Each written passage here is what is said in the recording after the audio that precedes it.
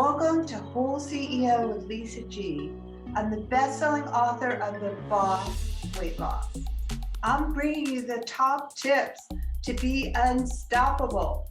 This is a once-in-a-lifetime opportunity to actually pull up a chair with today's top experts in mindset, weight loss, business, and more. Learn our top tips so that you can have more energy, be fit and resilient, feel unstoppable, unshakable, and unbreakable. She's the CEO and co-founder of WeShape, which concentrates on the goal that you should strive to feel better in your body, not focusing on how to change your body. With over 20 years of experience, she's passionate about social change and leading WeShape's brand mission of bringing awareness to the toxic weight loss culture, helping people break free from needing to change how they look to feeling validated and worthy. She and her team will deliver customized training nutrition plans, and she's grown to nearly 3,000 paid members and doing 1.1 million in subscription, which is why I'm so excited to welcome to the show, Katie Bramlett. Welcome. Hi, thank you so much for having me. I'm so thrilled to have you here. I know you're passionate about the toxic weight loss culture, so why don't we start there? Yeah, I used to run a different fitness company that was rooted in helping people achieve body transformation.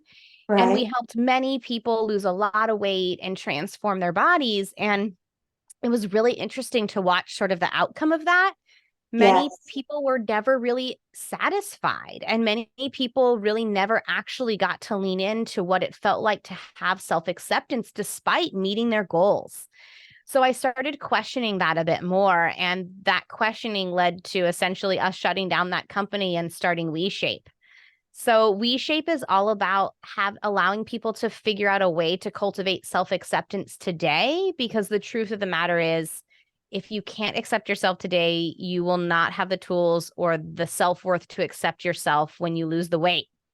So we don't focus on the scale. We don't focus on body transformation anymore. We focus on at-home, real-time scalable workouts that help you feel better in your body. And we focus on the feeling, not on the number. Well, I am so impressed that you're trying to revolutionize the toxic weight loss industry, one that I've been in my whole life, tried all of the things myself, and I know what it's like out there.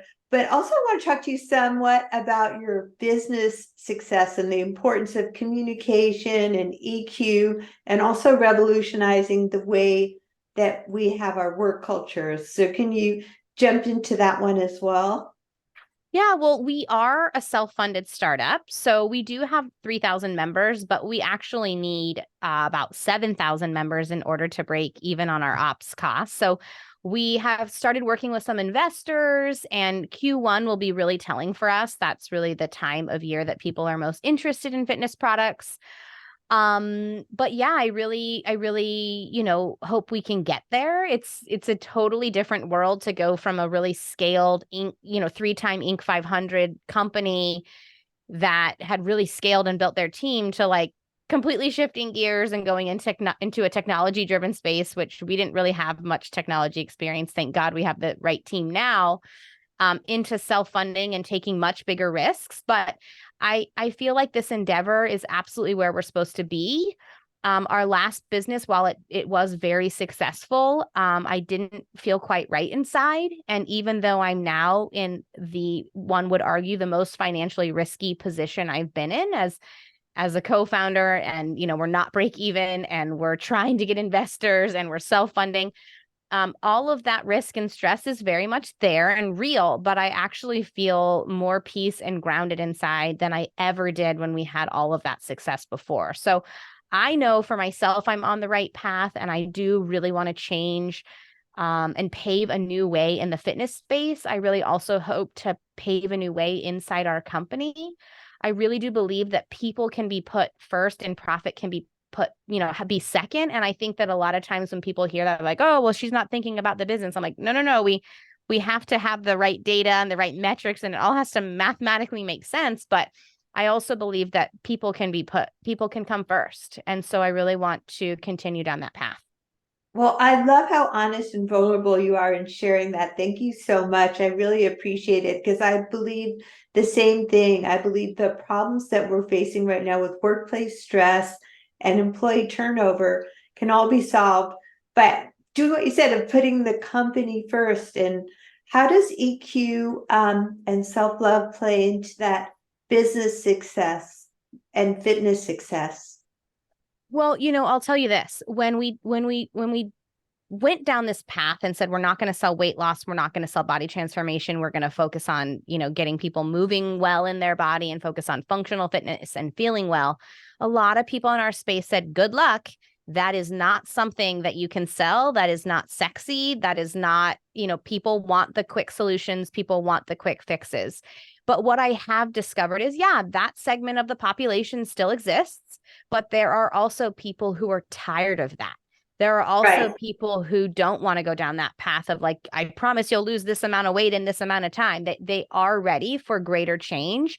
Many people in our community have done diet after exercise plan after exercise plan for decades.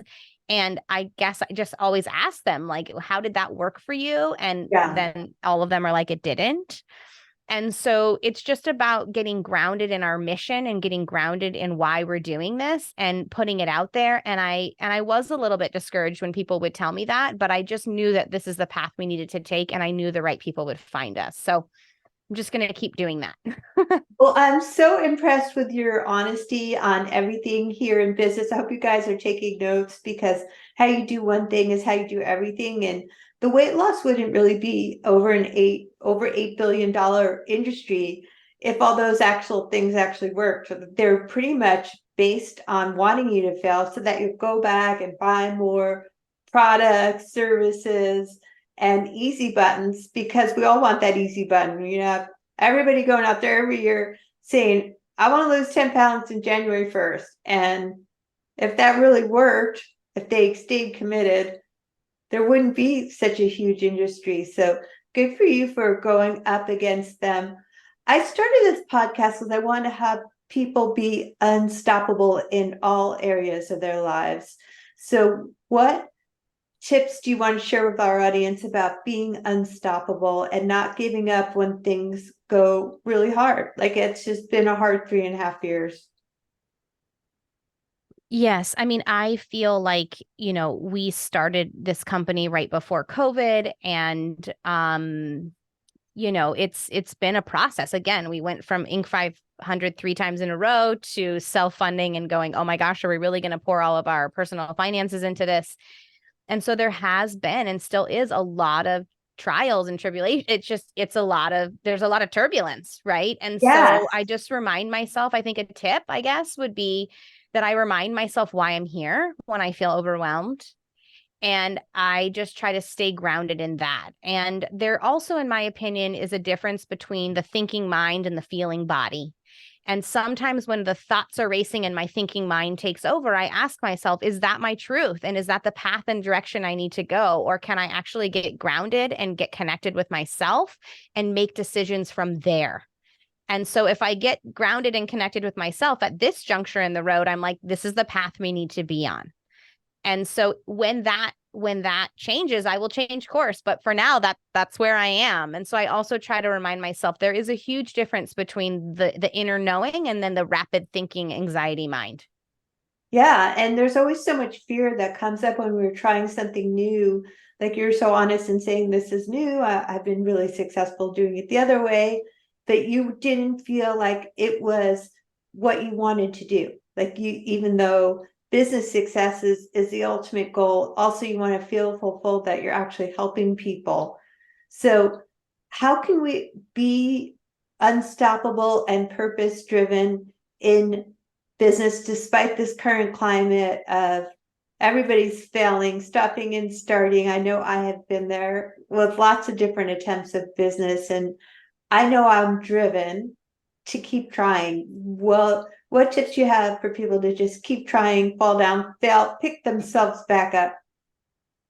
I mean, what I have discovered personally, and this will be a road that I have to be on for the rest of my life, but is that the more I discover who I am as a person, despite what rules, despite what social constructs exist outside of me, pushing that aside when possible and connecting with a deeper version of myself is always the way home for me.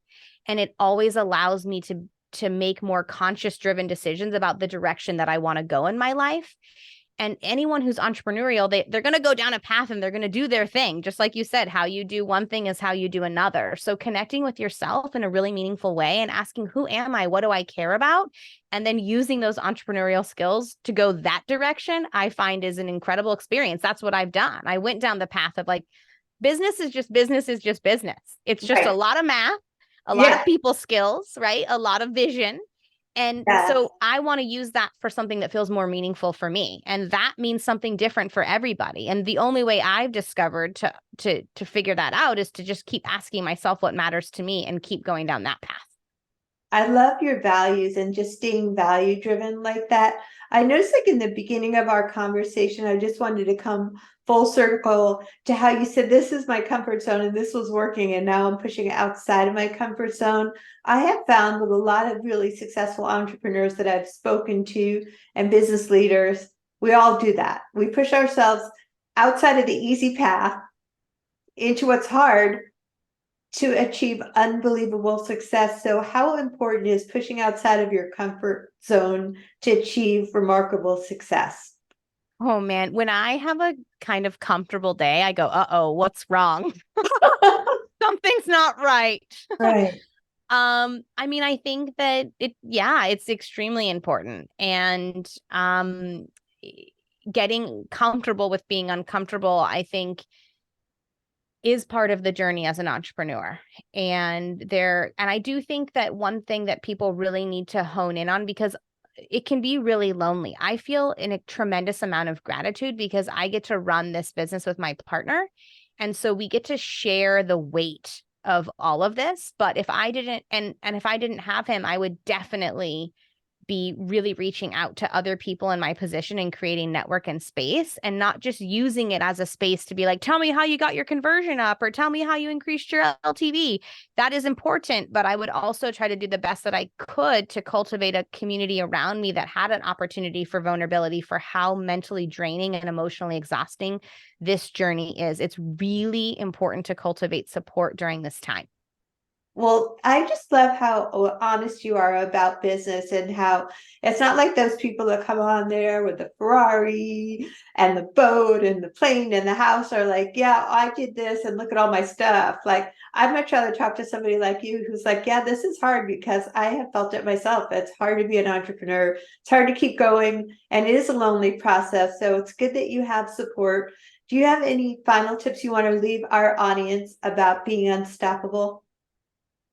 Just stay true to you, like regardless of what society or other rules or what values other people hold for you. Figure out what your own values are, figure out your own North Star and go there.